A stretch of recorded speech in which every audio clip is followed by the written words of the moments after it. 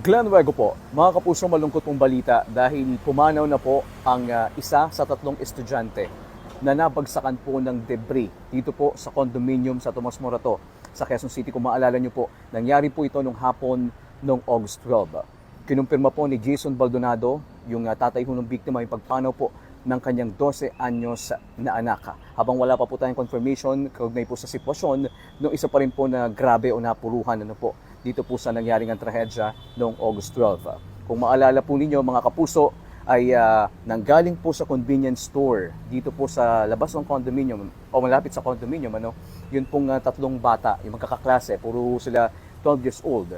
At paglabas po nila, malapit nga po dun sa may kanto, dun ho bumagsak yung tipak po ng semento mula po rito sa gusaling ito. So sa ngayon mga kapuso, bigyan ko na rin kayo ng update.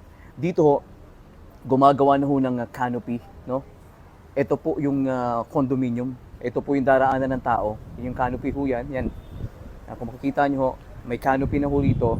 Kino-construct na ho ito. Dahil yan ho ay alinsunod na rin sa direktiba ng Quezon City Government na dapat magkaroon po ng canopy o daanan yung tao para nga naman po hindi na humaulit. Yun pong insidenteng iyon. So, antabayanan po natin yung pahayag po ng Quezon City Government, kaugnay pa rin po sa pagpanaw nga po ni Carl Jayden. At sa ngayon din ho, hindi pa rin ho malinaw kung yung posibleng kaparusahan na kaharap din po nitong nabanggit na gusali. Inaantabayanan po natin yung pahayag po ng Quezon City Government, kaugnay pa rin po sa pagpanaw nga po ni Carl Jayden. At sa ngayon din ho, hindi pa rin ho malinaw kung yung posibleng kaparusahan na kaharap din po nitong nabanggit na gusali.